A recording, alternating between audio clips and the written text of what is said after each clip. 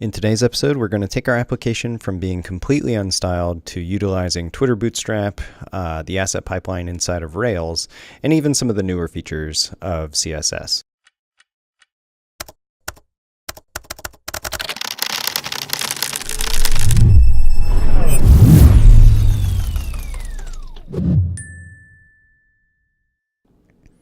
The bulk of what we're going to do today is we're going to clean up the layout of our application. We're going to style the main pages that we have for a logged in user.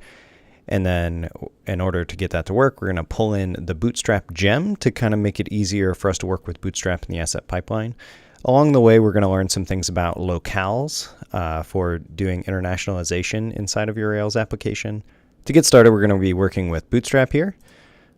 We need to do a couple of these CSS changes that they talk about, just setting our language, making sure the viewport's set up the way we want it to, and going from there we can tweak some things. In order to get this into our Rails application, we're going to use the Bootstrap Sass gem. So if we scroll down here, we should already have Sass Rails because this is baked in, and then we want this line here. So we'll copy this, and we'll come over to Atom and look in our gem file. And we really just need to add this in right here and save it. So since we're adding a gem, we're going to need to go and stop our container, build our image, and then restart our container. I'm going to do that off screen so we don't have to wait for it. Now that we have the gem installed, we need to follow a couple more steps that it has for getting started with using Bootstrap Sass, and then we should be ready to use it. So the first thing that we're going to need to do is we're going to rename our application CSS file that is in app assets, style sheets, application CSS. We're going to rename this file. So we're going to change it to application.scss. And then we're actually going to just get rid of all this stuff. And then we're going to import Bootstrap sprockets. And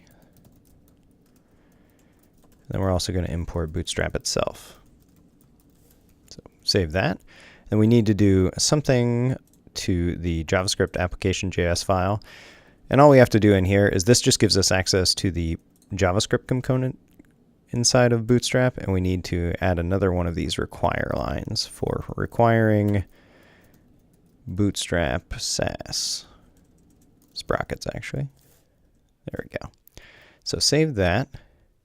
Then now if we go and we look at the actual page, we refresh this, we should see it'll look a little bit different with just the default styles being applied. It's not pretty, but it's progress. So the first thing we're going to work on is our layout. We're not going to add content to the welcome page, right now, just because I'm not sure what I want to put there. But up here, we want to have some sort of navigation. Bootstrap gives us a navigation element to work with.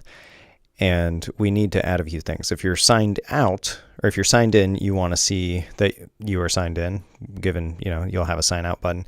And then you also want to see your recipes and meal plans. But if you're not signed in, then you should see a sign in button. We currently have this, which is not super beneficial. It's really hard to get to recipes or meal plans if you're just trying to click around. So we're going to change that. And we're going to do that in our application HTML. So if we look at layout application HTML, we've got some stuff in here that we need to tweak. So we're going to add language to be English up top. And then underneath this stuff, we will add a meta tag with a name of viewport, content, width of device width, and initial scale of 1.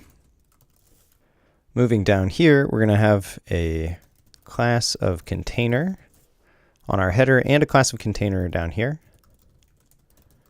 on our main body element. And then inside this header, we're actually going to tweak quite a lot of stuff. I'm going to just copy and paste it from off screen, and then we'll walk through what I changed. Okay, taking a look at what we're using here. We already had the container, and then we're using the navbar element with just the default styles that it has. And we have a few things here. We have a link to home, which is going to be our meal planning. This will be our brand icon over to the side. And then if you're signed in, you'll see meal plans, recipes, and sign out. And if you're not signed in, then you'll see sign in on that side. So if we go back and we actually refresh this, let's see what we have. Nothing, because I forgot to save it. There we go. This looks quite a bit better. You can click this to go back home. You can go to meal plans, recipes, or sign out. Moving down to the bottom here, most of this is good actually. Our container will be sufficient. And then we're going to have this flash, but we actually want to style this using the alert portion inside of Bootstrap. So we'll create an alert class method that can take in this key. And we're going to have to define this method, but what we're going to do is inside of flashes, you have different types. So you have notice, alert, and error mainly, but those don't map one-to-one to what you would use inside of Bootstrap for the various colors. So we're going to actually work with helpers for the first time and do this. So inside of our application helper, we'll define alert class that takes a flash type, and then it's going to return a string to us. So what it's actually going to have is we'll use a case statement here that's just flash type dot to symbol. And then when it is notice, which is going to be our positive one, then we'll submit alert success. When it's alert, whoops, it's going to be alert warning. And then when it's error, it's going to return alert danger. So from here, we're going to style our recipes and our meal plans. And we'll start with recipes first. I'm going to start closing some of these files so they don't get unwieldy. But what we're actually going to do is we're going to work on our recipe index first. So if we go to recipe index and take a look at this, there are a few things that we want to do. We have titles on almost every page. So we're going to create a title container class that can hold these. And then we're actually going to combine these two things. So we're going to take this link to, put this up here, and then we're going to add a class to it to make it a button. So btn default will give us a white button. Then we can close this out. For our actual recipes, we're going to be using the thumbnail component that you get from Bootstrap. And then we're also going to be using a few different things in order to make the text look okay and the layout to be right. I'm going to copy and paste this so you don't have to watch me write a bunch of markup, but then I'll come back and explain it. Okay, so let's see what we did. We moved the recipes class a little bit, and then for each item we have a recipe. And then that will contain a thumbnail, and then the main body of the thumbnail is held within this caption class. Thumbnail and caption are both things that we get from Bootstrap. We're going to have a heading in there. It's going to be a little bit smaller.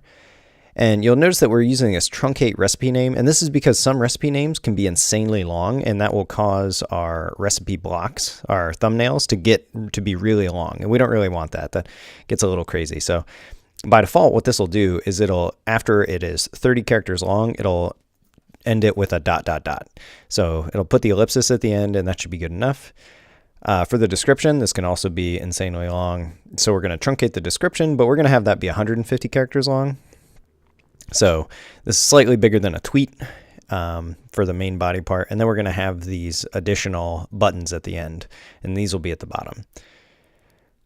But if we just go look at this, well, if we save this and we go and look at it right now, it's not going to look like anything. It's going to look pretty bad.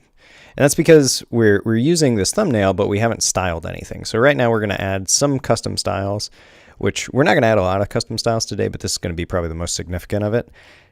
And that's to figure out this title container that we're going to use multiple times, and then to also style the recipes as a whole, and then each individual recipe item. So if we come back and we look at our application SCSS file again, we can just add some new styles down here.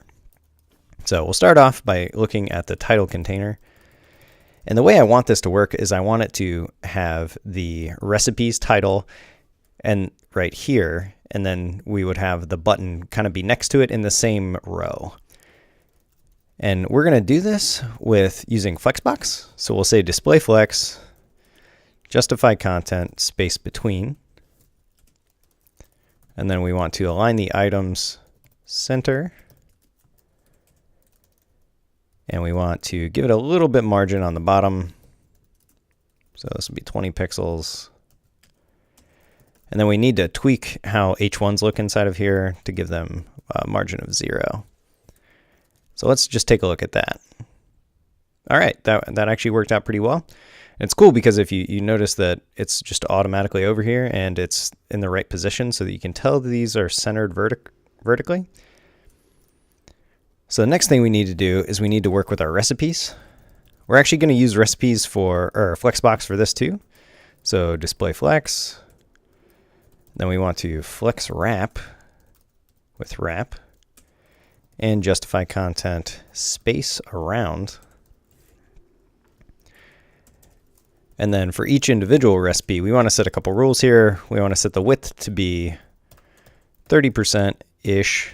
And if it can't do that, then it needs to be at least 300 pixels. So if we save this now and we reload this, you'll see that it actually spaced it out, and they stagger a little bit because they're not going to be exactly the right height, but in general, it's the right way. And as we compress, it'll gradually change these things, move it down into a 2-column. And actually, if you look at the bottom down here, we only have 2, and it'll space them out accordingly. That pretty much handles our index page for us. So the next thing we're going to work on is going to be our new view. So if we click on new recipe and come over here, this is pretty gnarly looking too. So let's see what we can do about that inside of Atom. So if we go to recipes new, this is the easy one, right? It just has a heading. We'll add this into our title container. So class of title container, then copy that and paste it in here.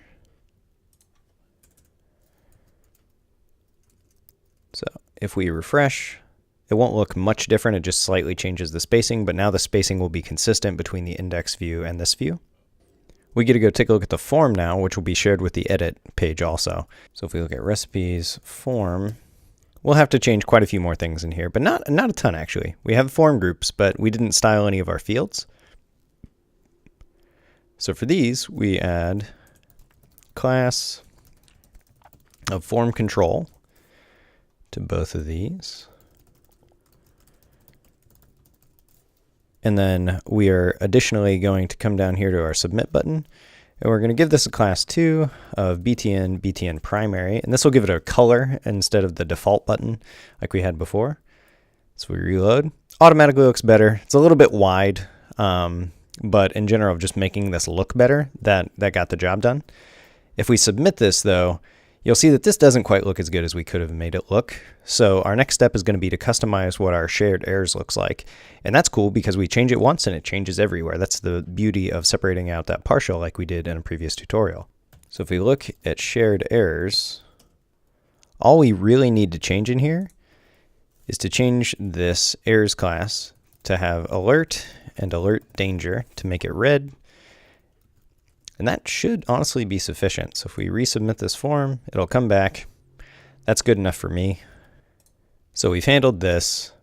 If we go back to all of our recipes and we edit one of these recipes, it'll look roughly similar, but this edit's going to be slightly different. So we need to fix the spacing in that. So we just need to add our title container.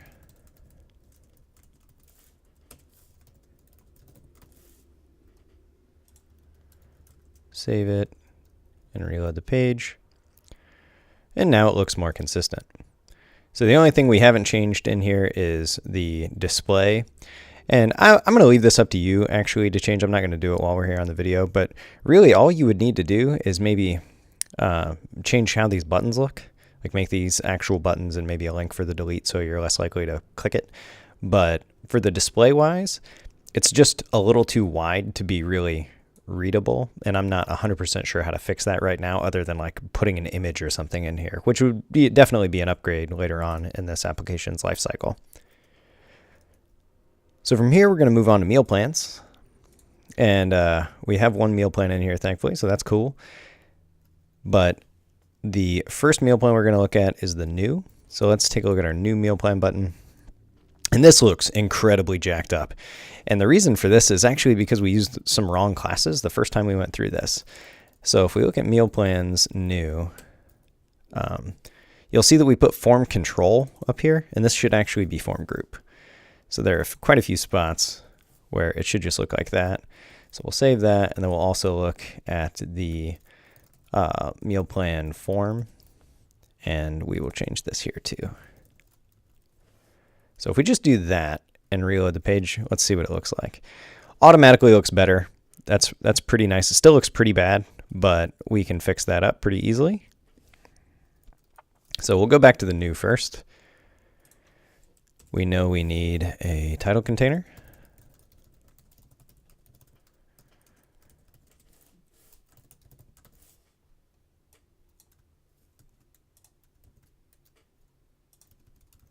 From there, we're going to put this top form in a panel. So around the outside of this, we'll do div class of panel and panel default. And then we'll have a div class panel body. We don't really want a title for this just yet anyway. And then you just need to end these two divs. And this is just to distinctly separate the two forms from one another. There we go. And inside of here, we're going to tweak our actual form a little bit. We need to add some HTML bonus tags to this. So we can add a class inside of an HTML hash, and this is what we're going to set to form inline, so that the form, instead of being each form group is located vertically on top of one another, they'll be horizontally beside each other. That makes sense because it's a really small form, and it would do better to be as a one-liner instead of quite a few lines. So we'll come down here, and we will add the class of form control to this and this. And then down here, we will make this a button. And we'll make this a default button because it's not the primary button on the page. So if we save this and refresh the page, let's see what we get. It looks a little bit weird. This shouldn't be up down here. It should be up here. And so why is that like that? And that's actually because this div class actions portion here doesn't need to be there. We can create this as a form group. So we can save that. We also need to indent these one. Save, refresh the page, and now we have a one-liner form that we can resubmit, and it'll regenerate everything down here. So good deal there. Now we can go over and take a look at our form. We already know that our shared errors are good to go, so that's pretty nice. For this form, we're going to have this be a horizontal form so that we can have our labels beside our actual elements. And if we look at this, I want this to continue. We want the label right next to this, and then this here. We'll just change the spacing a little bit, and then the style of the select box is going to change. So the way we're going to do that is by adding the HTML with a hash here again. That'll say class form horizontal. Now going down into our areas down here, in order to make this space out properly, we're going to use a div class of form group and margin vertical none around this p tag. And you'll see why in a second, just to straighten things up. And then our next form group is going to stay a form group, and that's fine. But it's going to have some different spacing. So we're going to have a class of column small 1 control label on our label, and then on the actual select, we're going to wrap it in a div. It's going to have the class of column small 11. And Bootstrap uses a 12-column grid, so that's why our two things that we want to be in the same row are going to be divided into an 11 and a 1. And then we're also going to add a class to this of form control to make it look a little bit better as a select instead of the one that we have currently. Down here in our actions, we're going to change this to where it's not actions. This will just be a form group. And then inside of it, we're going to have div class of column, call small 11, call small offset 1. And what this will do is it'll put it, instead of being all the way to the left, it'll be one column over. So it starts in the second column. And that's just so that this button will line up with this field. So if we save this now and we come back and we refresh this page, we get something that's going on here, but it doesn't look anything like what it should. Okay, so it turns out I messed up a few things. I forgot a wrapping div around our date that we're going to be displaying. This 2s is also not necessary. So we want this to be 11 columns offset by 1, so it starts in the second one. So this date is going to line up with this select, which is going to line up with this submit button, which is going to look nice. And then the other thing is the reason that the select wasn't styled right is because I forgot an actual option here. So the way that this works is you say the method name that you're looking on, the options, and then there are some additional options that you can pass for the select. This is where you would put like what the prompt is going to be, and then you can use another hash for your HTML elements. So this is why our class wasn't being applied, is because it was being put in there as if it were a select box option. So if we save this and go back and we refresh the page, it'll look better. So the thing that is a little off now is we didn't style our button, which is fine. And then up here, these dates are all looking wrong. And I told you that we would eventually get to that, and today is that day. So let's first fix the button.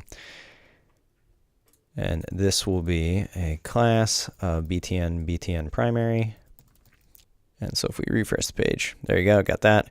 And then you also notice that we have this margin vertical none thing, and this doesn't exist yet. So that is because we haven't created it, but that's going to go in our application CSS. So if we paste that in here, add a dot to it, and then we want to remove margin top, 0 pixels, margin bottom, 0 pixels. Refresh, and then this should look a little bit more sane now. Yeah, now it looks like it's more tightly knit. So our next thing is going to be to fix these dates. And the way you can do this is we're going to use the I18N library, which stands for internationalization, which is I followed by 18 letters followed by the letter N. That's what that stands for.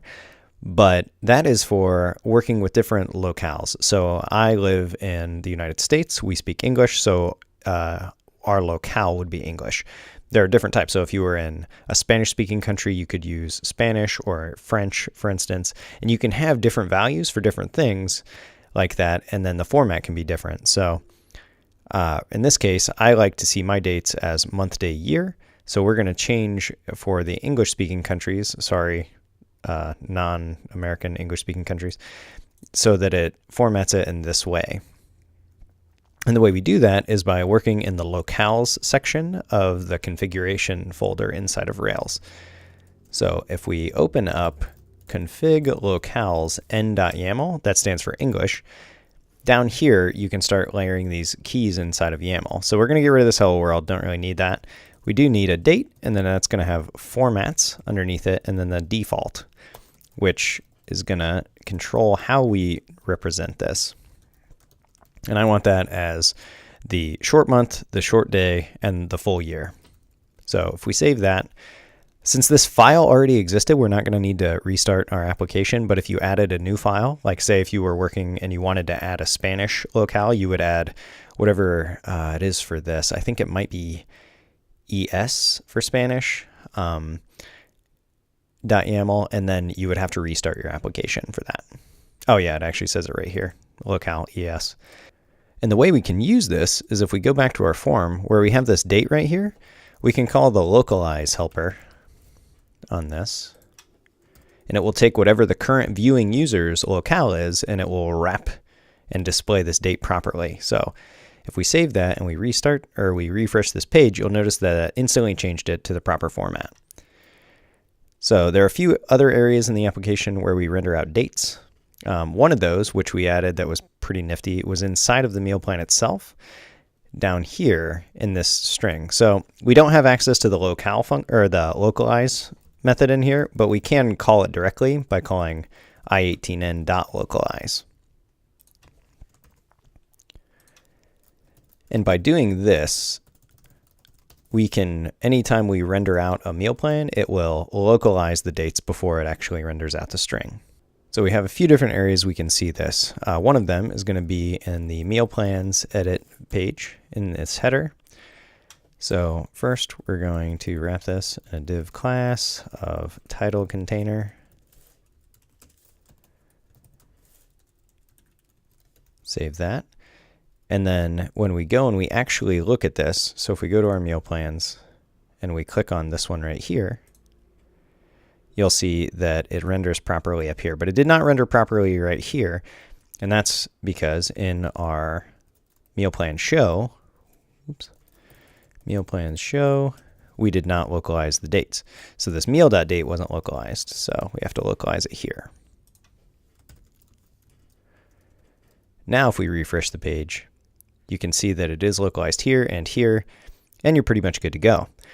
That basically handles most of our views here. For the meal plan show, I'm not going to style this. I'm going to let you style this in your own way.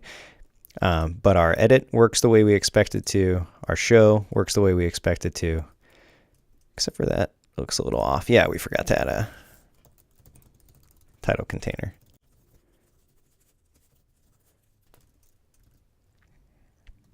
There we go. Now it doesn't flash so much.